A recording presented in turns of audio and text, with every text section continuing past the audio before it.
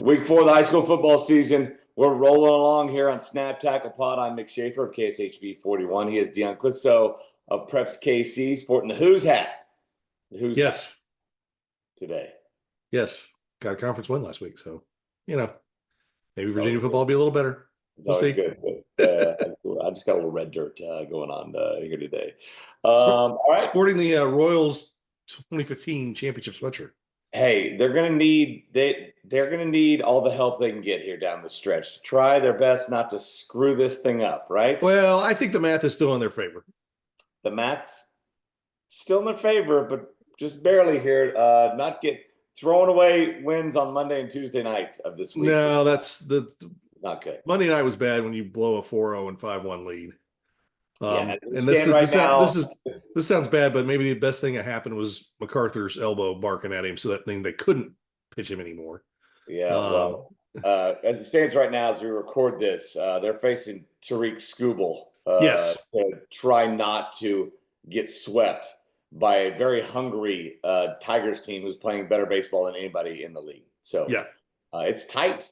Now, two teams got to jump them, but two teams are really close at this point. I wish the season ended this week and we didn't go another week. Well, and what's also nice though is the Orioles in front of them are not playing well and are ravaged by But injuries. they're not taking advantage of that. Had they I won know. those games, they'd probably be tied Yeah.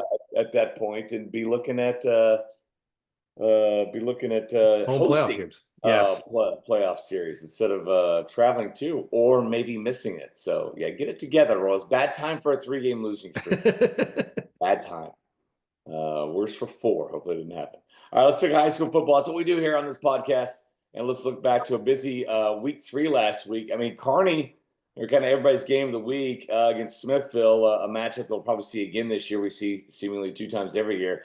Man, they got that state championship form again and getting that win last week. Yeah, scored in all 3 phases of the game, and it's tough to win a football game when the team scores on defense and special teams and on offense against you. And I think Kearney kind of showed that they're the class of that league, and probably in Class 4 here in the Kansas City Metro. And we'll find out if they are the class of the state. Lutheran North is the big dog out there that's beating teams left and right. So. That's probably those 2 right now are the 2 best teams in the state in Class 4. And Kearney's done a great job of being able to replace a lot of good players off a state championship team from last year. And they were just impressive. They've been impressive every week. There's not much you can say about them. They got Park Hill this week. Should be another good test because they'll see some Class 6 athletes. Park Hill always has some good players and well coached by Andy Sims. So this is another good test for them this week. Couple things from last week stood out to me. At Staley and Blue Valley North getting their first wins. And it's the first wins for a couple old assistants that used to coach together at Mill Valley. You had Drew Hudgens at Staley, who gets his first win as a head coach. And then you have Gene Weir, who's back in the saddle at Blue Valley North. He gets his first win, getting a win over Shawnee Mission North. Yeah, no, it's both those were close games, and both teams had a hold off the other team. Blue Valley North had to hold off Shawnee Mission North, and Staley had a hold off Park Hill there with a stop of a 2-point conversion that would have tied at the end. Staley's been close. I mean, they had the lead on Oak Park in week 1. I think that you're going to see that team get better as the season goes on. Same with Blue Valley North. I think they've got some good players, and Coach Weir's, he's won a lot of football games. He hasn't forgotten how to do that and put teams in position to win. So, they've got a good one this week with Blue Valley Southwest. We'll see how that goes on. But no, it's in those divisions that both those teams play. There's a lot of, I don't want to say parity, but there's a lot of teams that are even. So it's going to be tough to win week in, week out. So you got to be ready to play each week, or else you're not going to get a victory. Yep. Speaking of Mill Valley, last week was a big crossover week, right? We had a lot of Missouri teams going to Kansas, a lot of Kansas teams going to Missouri. The marquee one was Lee Summit North going to Mill Valley. It was a close game for a large part of that second half. Lee Summit North pulls away and gets the victory. Are the Broncos the team to beat, you think, in Missouri on the Kansas City side? Not until they get their penalties cleaned up, and Mill Valley needs to clean up their penalties as well. It was not the prettiest exhibition of football, to say the least. Lee Summit North had their second 4th and 55 in 3 weeks. I don't know how you do that, but it happened. They made big plays down the stretch and powered through, but Mill Valley played really well in the third quarter. Offensively, they were running right at Lee Summit North. So, everybody's got stuff they need to clean up. I think Rockers is probably the cleanest team right now in Class 6 on the Missouri side. And then you look at on the Kansas side, I think Blue Valley is probably the cleanest team right now. So, no, I think both those teams are going to have a chance to win state championships, but they're not going to win them playing the way they did Friday night. I mean, you were there, you saw it. It was not the best. You're going to lose playoff games if you play like that in November. Yeah. We talked last week about Lee Summit and Blue Spring South, two kind of maybe surprise teams through the first couple weeks in Missouri. They played each other, and Blue Spring South left no doubt who was the better team there, getting a 37-12 win over Lee Summit. Yeah, so I'm working the scoreboard. I'm working the Kansas side for the most part on Friday night. I see Blue Spring South is down 12-0, and I'm like, oh, okay. Lee Summit, still playing good football. This is going to be a battle. And then I get a text from my guy who's covered, and he's like, my God, they can't stop Blue Spring South. I'm like, what? And I flip over and it's to the other side of the scoreboard, and it's 20-12 Blue Spring South. They never look back. They got down 12-0 in the first quarter, and essentially from the second quarter on, just dominated. 450 yards rushing. They win 37. They scored 37 straight points. They win 37-12. 7 rushing touchdowns. Or 5 rushing touchdowns. It's my math wasn't good there. 5 rushing touchdowns. They didn't really throw the ball at all. Didn't have to. That offensive line dominated. So no, they look like a team that are figuring out who they are and what they can do. I still think they can throw the ball, but they just haven't had to. Their offensive line has been so dominant. So we'll see. They got Ray-Pec this week. And then the schedule gets tougher. They've got Lee Summit North and Liberty on the line. Those are 2 teams that are really good. So we're going to find out a lot about Blue Spring South. But Blue Spring South has answered the bell every single time. Their only loss is that 1 point to Liberty North in week 1 where they had an 8-point lead, missed an extra point that would have been at 9 and salted the game away. And then kind of the last 3 minutes, Liberty North, does what experienced teams do. They made plays and won that game. But Blue Spring South has been pretty dominant since that point. Yeah, Blue Spring South leads that district over Liberty North, even though North got the victory over them. So right now, yeah, that's that district is such, and I'm not discounting Blue Springs or Truman, but those top 3 teams, it's going to be interesting to see how it shakes out because Liberty North beat Blue Springs, Blue Spring South, especially if South would beat Liberty. Yeah, South would beat Liberty. If Liberty North still got to play Rockers and Lee Summit North, so there's some games out there for them that are going to be big time tests. But if it were to stay the same, Blue Spring South would be the 2 seed. If it goes 1 Blue Spring South, 2 Liberty North, 3 Liberty North would jump Blue Spring South, and it would go that way. But I think that's one thing is people get confused of like, oh, how does the head-to-head work? Well, fortunately, it doesn't work like it first came out because they used to have to vote of the teams in the district like it was some kind of basketball seeding process. They got rid of that. It was an automatic, but they started at the top. So if 1 has been beaten by 2, then 2 comes down, but that's where it stops. So if 2 had been beaten by 3, you can't go down more than 1 spot. So it kind of freezes people in place where, if you're Liberty and you beat Liberty North, but if you lose to Blue Spring South and you're sitting in that 3 spot, you've got no way to move up. You're stuck if Blue Spring South comes down. So there's a lot of football to play. Who knows what's going to happen? But no, they're leading that district. It's going to be a really competitive district down the stretch. And, Blue Springs will have something to say about it because they play all these teams. But no, it's off to a good start. When you score 105 points in 2 weeks and only give up 12, you're going to win a lot of football games like Blue Spring South has. Yeah, absolutely. All right, 2 Holy Wars in. Is Aquinas the holiest of them, St. James and Bishop Miege here? So far, so good. I think that they've done a great job of what we talked about last week. Is their defense is always good, and they've done a great job of replacing the seniors they lost. They had a lot of kids who didn't have Friday night experience, but they've got Cal Arndt back at tailback, and I think remember last year at the beginning of the season they were pretty dominant, and then they lost the 2 tailbacks, Rizzy and Arndt, in the Rockhurst game, and then they kind of floundered around. They got Rizzy back. They moved some guys around. You got a new quarterback who's a big, physical, 6'5" kid who can run the ball. And I think that it shows what Coach Dreiling and that staff has done. In fact, being able to get kids ready who didn't play on Friday nights, ready to go first thing in the season, to see for them to get going on that. But no, they've got a good one this week for sure, and they've passed the test every single time they've been put out there, and they look pretty good doing it. I mean, the test so far, I was out there yesterday because Cal Arndt's our athlete of the week, our Hy-Vee high school athlete of the week. I was like, hey, first pass the test your first 2 games. They're like, the test ain't over because they got Blue Valley this week, then Blue Valley Southwest, then Bishop Miege, then Rockhurst. That's their Yeah. non-con game, right? They play in the SEC, and then they go play Ohio State as their non-con, and then Blue Valley Northwest after that. So it's a gauntlet every year in that EKL, and once again this year it looks like. Yeah, no, they've got as good a schedule as anybody in the city. Aquinas does, because they go out, and Miege should probably say they do too, because they go out and play Rockhurst as well. Yeah. Miege is a team that's struggling a little bit right now. They look like they had an early lead against Blue Valley Southwest, and then that turned into a dogfight, and Southwest closed them out.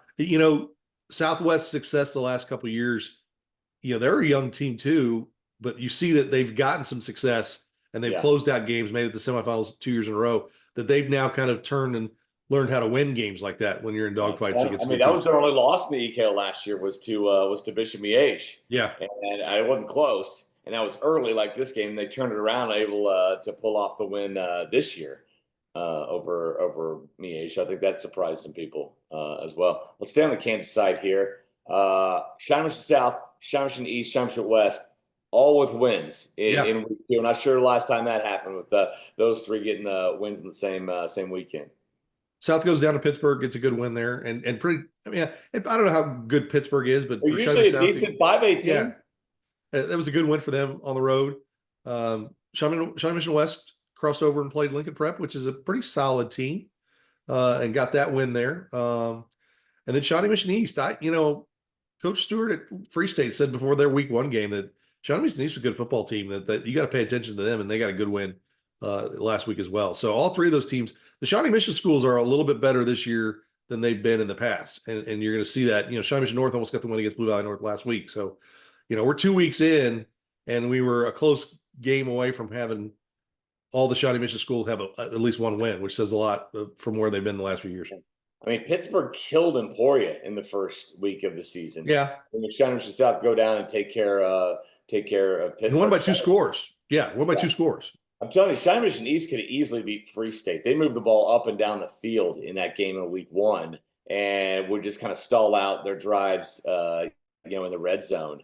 And so, Mark Simino over there at Shawnee Mission East, he knows what he's doing. They're running the flex bone, and they don't have the biggest dudes, but they know how to play football. And so, I wasn't surprised by that win from the Lancers. Speaking of teams with surprising, Ruskin's 3-0. Yeah. And speaking of Shinemission West, their old coach Tim Callahan is over at Ruskin. Yeah, he's done a good job of kind of building off what Coach Perkins had done, which was really try to make that program into a spot where they could have kids that were consistently out. And Coach Callahan's kind of taken off from that in the last 2 years, and you could see some improvement last year. They changed the style of football they were playing last year, and I remember him telling me last year the kids didn't really know what it was like the quarterbacks know what it was like to get under center, because they'd never really done that. And so it's a little different style of football, but they've won the games. Van Horn, I would say, was a 50-50 game, or not Van Horn, but I mean, Chrisman was a 50-50 game, and they won that game in overtime. Truman, right? Chrisman and Truman. So no, they've done a good job. They've got it's going to get tougher for them as they go, but 3-0, they've got a chance.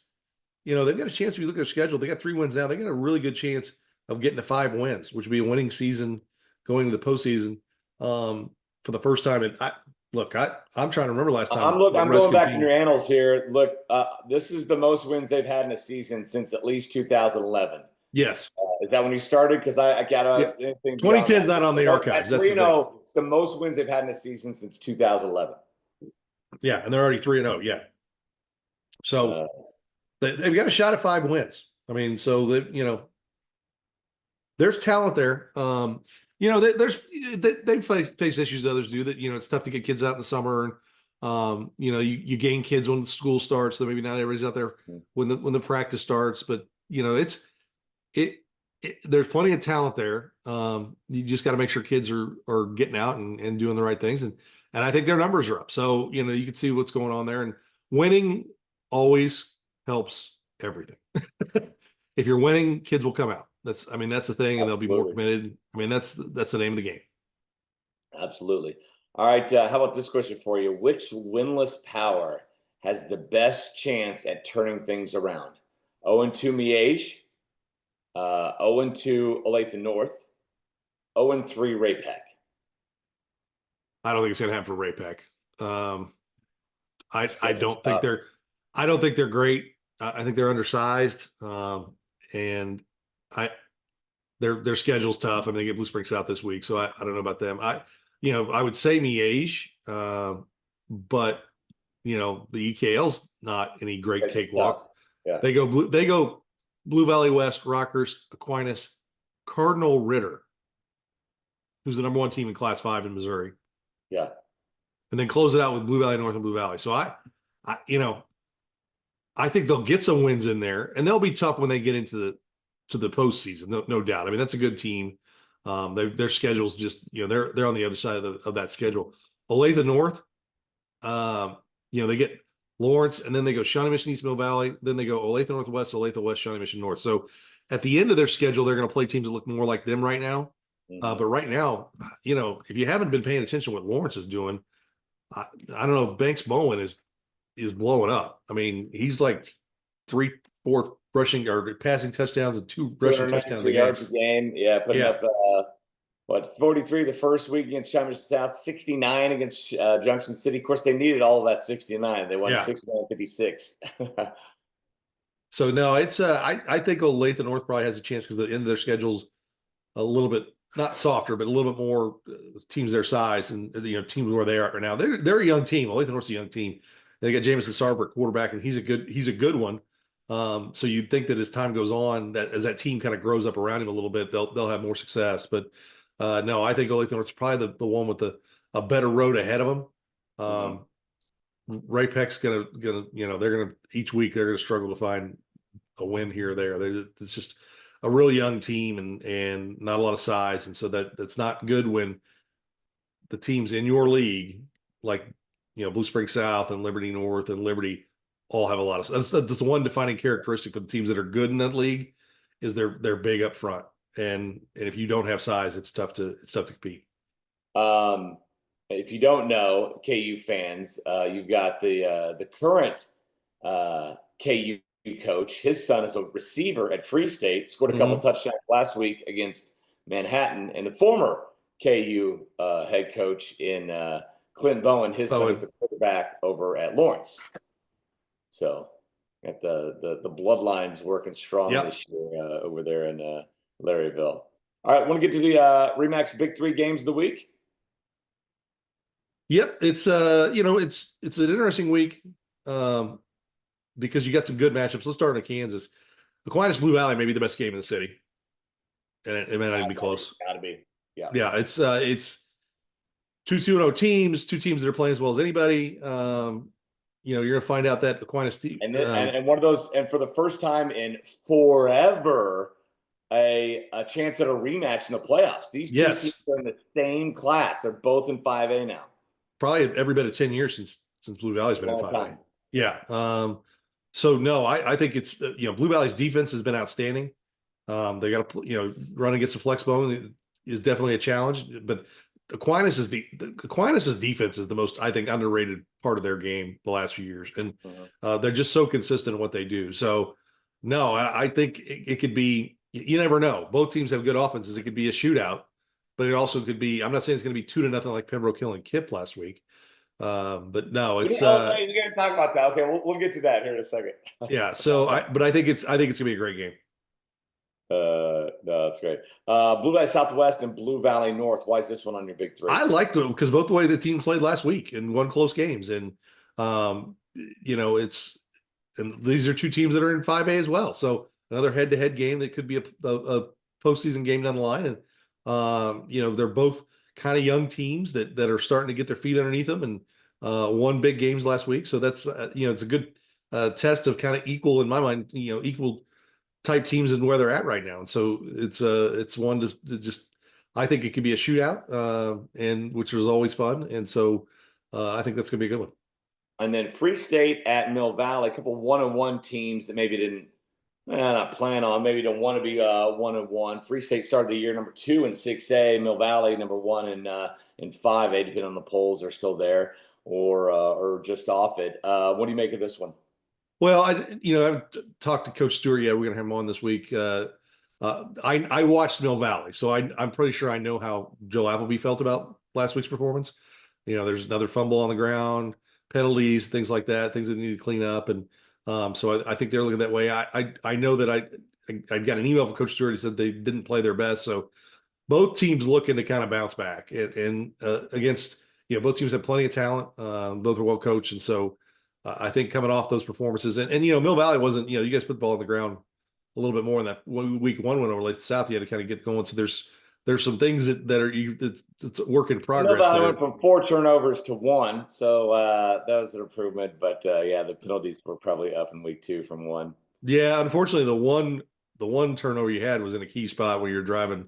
That was down 17-13. Yeah, take the lead. Not that I'm quite. I watched it on TV and it looked like he was down when he fumbled, and the ball came out. But they never showed the replay, so there's no replay that they ever showed, so I couldn't really tell because I was just kind of. I was like, might have been a lot of things missing that game. Yeah, so how it works.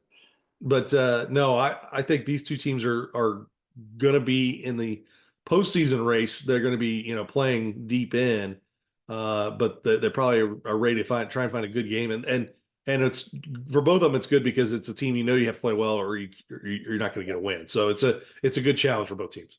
All right. So before we get to the Remax Big Three games of the Missouri side, I want to talk about Kip and Pembroke Hill because the most points in a Missouri 11-man game in history is 155, which I would have thought more than that. I mean, that's less than 80 per team in the game. That was set in 2011 between Owensville and St. James. Yeah. Friday had to be the lowest ever, right? As out of the non-tie, once ties were, not a thing. Pembroke Hill and Kip. Pembroke Hill 2, Kip Legacy 0. I mean, we should go do a story on the kid who got the sack or whatever happened on the 2-point conversion to create that score. If you want to know, I can't. My Fridays blend into my Saturdays. I got a text from Sam Kanopka that said, "No, we did not win by forfeit." But a forfeit now is 13-0 because of the point system. Yeah. So it was a real score, and we had some scores that we were having a hard time getting on Friday night, and that happens some nights. You get updates, and a lot of times it's in defensive battles where people don't update because nothing's happening. And my partner Brian's like, he goes, "It says it's 2-0. There's got to be a score in that." And it's like, no, nobody updated anything because it was 2-0 in the first half, and it was 2-0 the rest of the game. So it was like you had to wait to the end. I mean, nobody was tweeting, nobody was texting, nobody was doing anything because nothing was happening in that game. So Pembroke Hill the week before scored like 30 points and looked pretty good against Holden, and then they go 2-0 against Kip. So those teams were I think they're in I don't think the same district, but it was a good test for both of them. Pembroke Hill's 3-0, but that's I don't know if they thought they'd have a defensive game like that, and only have the same. I mean, it's like the offenses didn't play. They didn't even need their offense to play at Pembroke Hill. They maybe just gone 3 and punt, and but no, what a crazy game. Well, again, all right. Looking ahead this week, Maryville goes to St. Pius. How good is Maryville this year? Maryville's always good. The beauty of Maryville is the kids that are in kindergarten run the same offense that they're running in high school. So it's a town where it just depends on what the talent level is. They're always going to be good. Or are they going to be like state championship caliber if it's a good class or a couple good classes in a row? St. Pius, outside of the loss to Rockers, has just been bludgeoning people. And this might be their last chance outside of St. James of someone to kind of step up and match them. And last year they played 2 games that were just back and forth up and down the field. And I don't know if that will be like that because Maryville's kind of back to their normal wing T concepts that, they're a little bit more option football. They had a really good quarterback the last 2 years. And so they kind of let him wing it around the yard a little bit. So their offense was a little bit different. But now they're kind of back to where they were. Their only losses to Blair Oaks, really good Class 3 team. And so I don't know. We'll see. I like St. Pius in this game just because I think their overall talent level is so high. They're not running the score up on Cameron or people like that. When you have as many players as they do, when you take your ones out, your twos sometimes are better than the ones across the way. And so, it's tough to, you can't go out there and take a knee 10 times in the second half. I mean, you still got to run plays. So this is Pius's, along with St. James, by their last two tests that they're going to have. One of the last two tests they're going to have the rest of the way. Yep. All right. You've got Oak Grove and Odessa, a couple of 2-1 teams, but we can throw those records out, right? For this rivalry game. Coach Ryan Sharp's first time in the Oak Grove Odessa rivalry. I want to find out what these teams are. Odessa loses to Southern Boone, who's a good team in week 1. They beat a Mexico team, was pretty good last week. Oak Grove beats Cameron kind of just a little by like 2 points in week 1. Then they lose to Knob Noster by 20. And then they beat Pleasant Hill last week, who had beaten Savannah. So I'm not really sure I don't know if we'll find out much about these teams on who wins this game. I'm hoping we'll find out something. So it's an interesting game because, Oak Grove had been run heavy the last, decade under Pat Richard. And this year they're not running it quite as much. And they've got a little more passing game than they've had in the past. So, Odessa's always very good. And what they do, they're so well coached by Coach Mark Thomas. So I think it's a good one. It's always good when Oak Grove Odessa matters. I think it's good for small class football here in the Metro. And I think this year it matters. Yep. Then I like this game, St. Joe Central and North Kansas City. St. Joe Central is 3-0. North Kansas City's 2-1. Yeah. Here, I like this pick. Yeah, St. Joe Central, Gabe Fields, their tailback's going to Vanderbilt. Good player. That St. Joe Central, Reggie Trotter was there for 6 years, and really settled that program down. When he got there, I think he was the 5th coach in 5 years. And he stayed there and really got that program going. Sheldon Farrell, who just took over for him, played at St. Joe Central, coached at St. Joe Central under Coach Trotter, is now the head coach. As he told me, most of the staff are St. Joe Central people.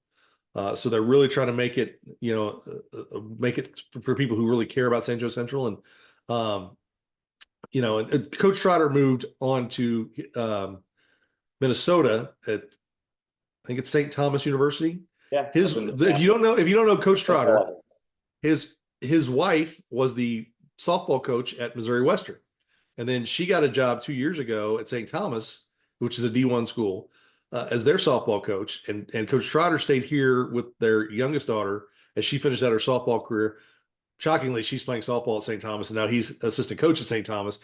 So great move for them. Great people. He's one of those guys that I don't think people really knew that much about as a football coach because it's St. Joe and people maybe don't consider St. Joe's as much. But the job that he and Coach Farrell and that staff have done the last 5-6 years of getting them in a position to be 3-0 and really, beating good teams. And North Kansas City, Dan Joyner's there, his first year back as a head coach. He was assistant coach under Leon Douglas. They're doing some good things. They're 2-1. I mean, last year they only won 2 games.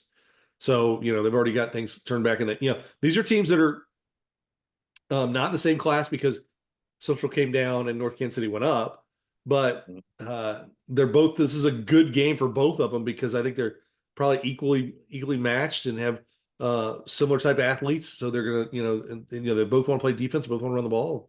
I think it's a really fun game. Looking forward to it. All right, before we get out of here, let's talk Simone's a little bit.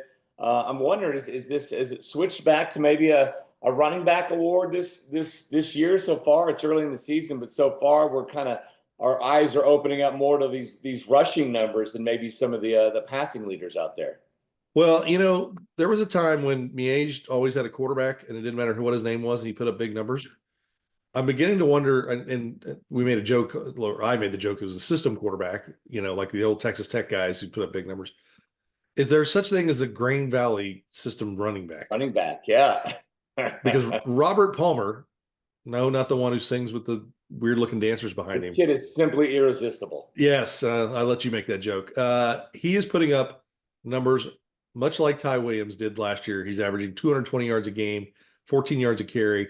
Not the touchdowns, because I think, he's got 5 touchdowns. I think at this point last year, Ty might have been around 10 because I think he had a 4 or 5 touchdown game against Platte County, but 662 yards in 3 games. The road will get tougher for Green Valley. So he's got some games coming up against some tougher defenses. Though I mean, he put those numbers up against a Platte County defense is as good as anybody. Now they've got Ruskin this week, and then Raytown South, and then they go Kearney, Belton, Fort Osage, which will be tougher for him. But you're right. There's some running back numbers out there that are pretty good. You got Reggie Reese at Mill Valley. We already talked about Cal Arndt at St. Thomas Aquinas. Taj Edwards from Lawrence has got 300 yards, but right behind him is Banks Bone with 278. John Whitner from Shawnee Mission Northwest is at 300 yards, 299 in 2 games. So on the Kansas side, you got Jackson Hicks from Liberty's got 500. You got 2 Blue Springs backs. Now, if you want to know how consistent Blue Springs South has been, Blue Springs South, Darius Morgan has 49 carries, 413 yards, by the way. Yeah. 6 touchdowns. Kendrick Hawkins or KJ Hawkins, Blue Springs South, 48 carries, 408 yards, 6 touchdowns. Yeah. So they put up 400. They set 2 weeks ago, they set the score record. They scored 68 points against Park Hill South. Last week, they set the rushing record of 450 yards against Lee Summit. So that rushing offense, and Aiden Wilhelm, their quarterback, he's run over 100 yards. And you talked to Andy Lehrman when they played him. He said we couldn't put a hand on Wilhelm. Yeah, he is truly the fastest of the 3 of them, and he's playing quarterback just in terms of pure speed. So yeah, it could be a running back award this year. We talked about Gabe Fields at St. Joe Central, whose numbers don't look unbelievable right now. He's put up 109 yards a game, but he's got 6 touchdowns. But he's the guy who could put up 200 yards in a game really easily.